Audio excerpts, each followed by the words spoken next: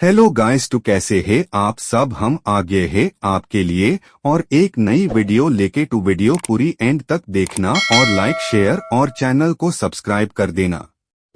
तो चलो शुरू करते हैं। वैसे तो भूत प्रेतों वाली कहानियां सभी को बहुत रोमांचित करती हैं, लेकिन अगर कभी यह कहानियां हकीकत का रूप ले लें तो कठोर से कठोर व्यक्ति भी कांपने लगता है। अगर कभी आपका सामना किसी भटकते प्रेत या आत्मा से हो जाए तो आपकी हालत क्या होगी, इस बारे में सोचकर ही सिहरन सी होने लगती है। किस्से कहानियों में तो आपने भूत प्रेत या भटकती आत्माएं देखी होंगी, लेकिन भारत में भी ऐसे कई स्थान हैं जहां आप भूलकर भी जाना पसंद नहीं करेंगे।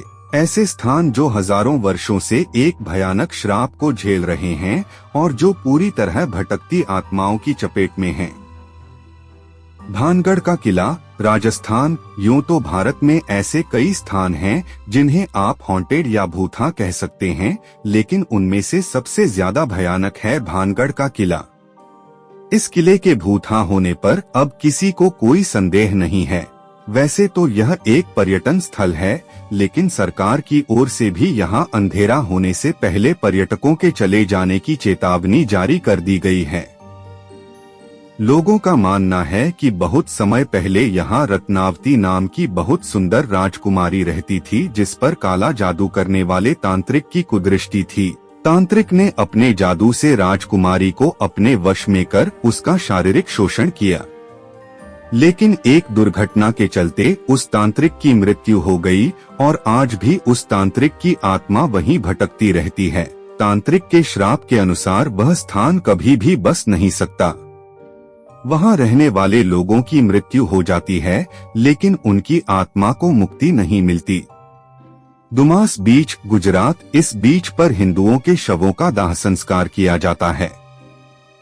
यहाँ कई बार असाधारण और हॉरर गतिविधियां महसूस की गई हैं। यहाँ आने वाले लोगों को अजीब अजीब आवाजें सुनाई देती हैं, जबकि आसपास कोई नहीं होता। ऐसा माना जाता है कि इस क्षेत्र में हर ओर मरे हुए लोगों की उपस्थिति रहती है। Ramoji film city, Hyderabad. यह स्थान कुख्यात और अमानवीय सैनिकों का कब्रिस्तान है। यहाँ उनकी आत्मा आज भी भटकती है। मृत सैनिक यहाँ आने वाले लोगों को बहुत परेशान करते हैं। कई बार लाइटमैन और कैमरामैन गंभीर रूप से घायल भी हुए हैं। स्थानीय लोग यहाँ आने से घबराते हैं, लेकिन व्यवसाय को हानि ना पहुँचे इसीलिए आत्माओं की कहानियों को निराधार बताता जाता रहा है।